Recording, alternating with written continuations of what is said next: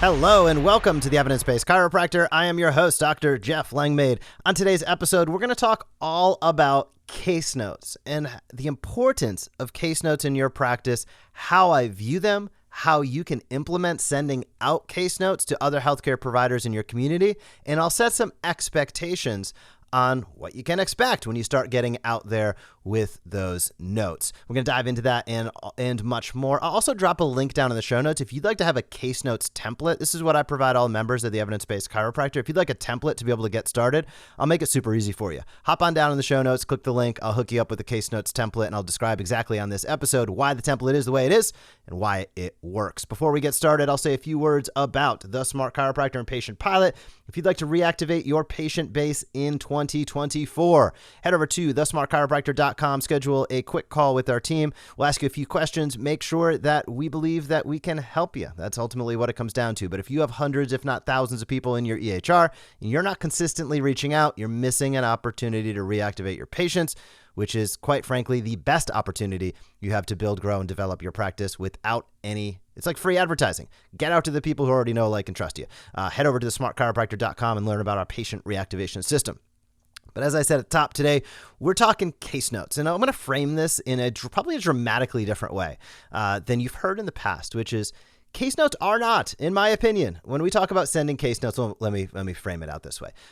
Case notes are an integral part of reaching out to other healthcare providers in your community, specifically to those doctors that you're actively co-managing with, because it showcases a few things. Number one, that you exist. Breaking out of obscurity is the hardest thing as a new provider or a growing provider. If everybody in your town and community knew who you were and knew exactly what you did, you would never want for a new patient again.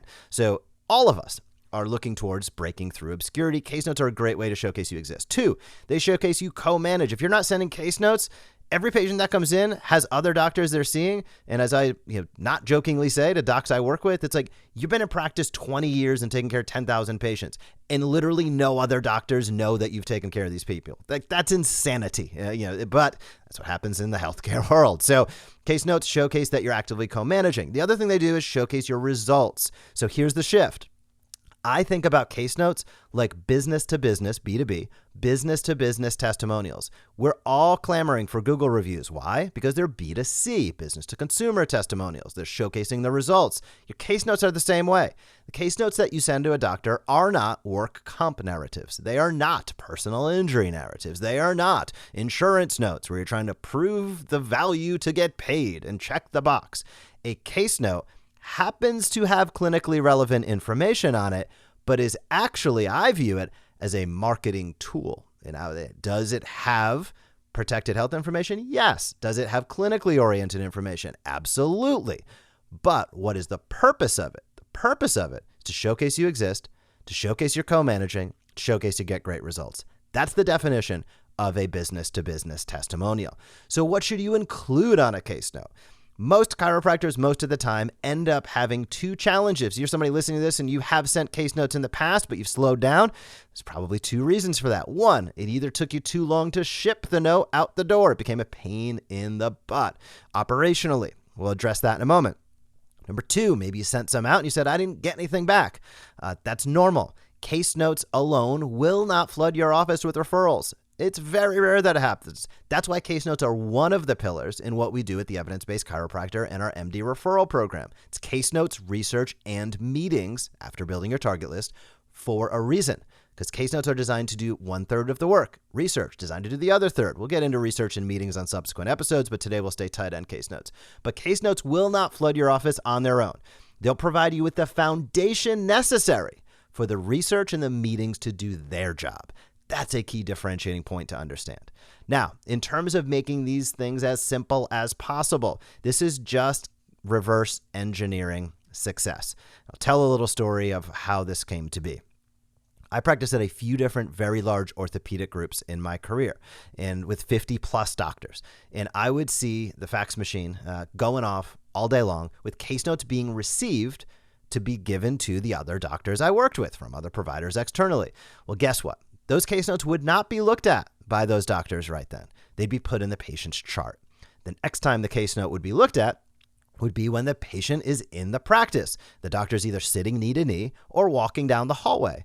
Well, it's a limited amount of time. The joke, obviously, it's like, yeah, you go to a doctor's visit, you got 2 minutes with the doc, right? So they're not going to spend 8 minutes reading your case note if they're trying to have a 2-minute visit and they're sitting in front of the patient. So the reverse engineering success is you want these things to be simple, because if the doctor is single space in 18 pages and missed opportunity. However, if it's easy to read, they can clearly see what's going on in less than 30 seconds. Now you have a really ample opportunity that they're going to read that when they're knee to knee or walking down this hall with the patient. They're going to read it briefly, see what's going on in a very clear and direct manner, turn to the patient and say, how's it going over there? That's a normal human interaction. At which point you probably know there's a 90+% chance your patient is going to say, fantastic.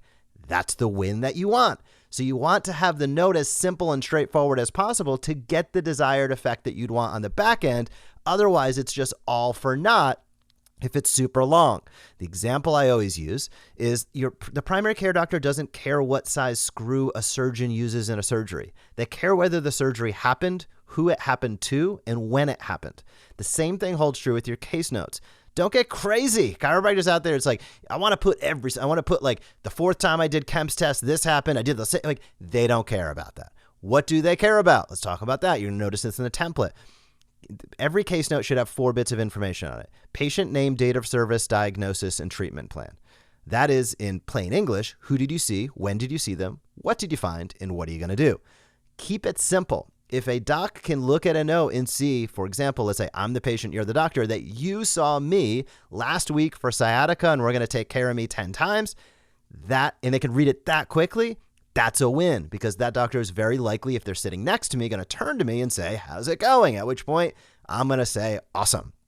That is why case notes are critically important, but also why it's so critically important to keep them simple.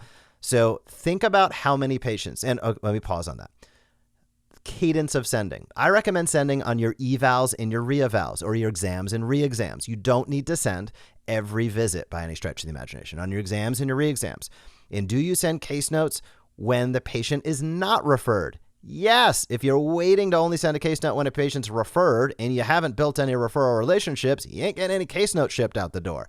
So I'm not an attorney. You want to follow the guidelines of your state, the country, all of that kind of stuff in terms of transmitting health information. But getting the doctor's information on your intake forms is a very critical part of this, because now you know where to send the case note and whether that patient was referred or not, as long as you have the consent. And again, I'm not an attorney, but you go through whatever you need to do as far as a checkbox, a release form, whatever it might be, in order for the patient to say, yes, no problem, then ship those notes out the door. Why? Because take a moment and consider how many people are in your EHR right now. Is it 500? Is it 5,000? Is it 1,200? Now, every one of those patients, likely a majority of them, had an exam and a re-exam, or eval and re-eval. So double it. Let's say you have 1,200 people in your EHR right now. I'm going to double that, an exam and a re-exam for each one of those patients, 2,400. Do you think that 2,400 case notes, aka business-to-business testimonials out there in your community, would be better than having the 0 that might be shipping out your door right now? The answer to that is obviously yes, and that is the opportunity. So case notes, this is going to be a quick episode. Case notes, critically important part of the process. If you'd like to build relationships with medical doctors in your community, full transparency, head over to the evidencebasedchiropractor.com. It's what we do with our MD referral program.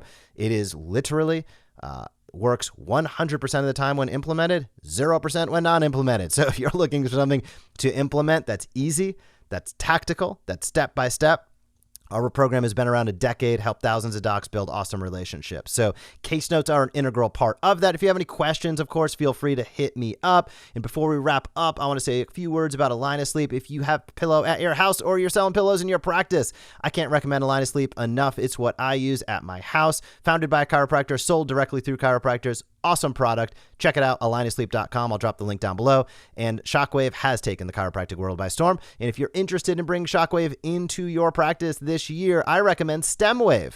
And they will hook you up as a listener of this podcast with all the bells and whistles. Have a conversation. Go stemwave.com/the evidence-based chiropractor. Have a fantastic week in practice, and I will talk to you soon. Thank you for joining us on this episode of The Evidence-Based Chiropractor. If you want to grow your practice, come back for next week's episode. If you want to grow faster, visit theevidencebasedchiropractor.com and join our MD Marketing membership today.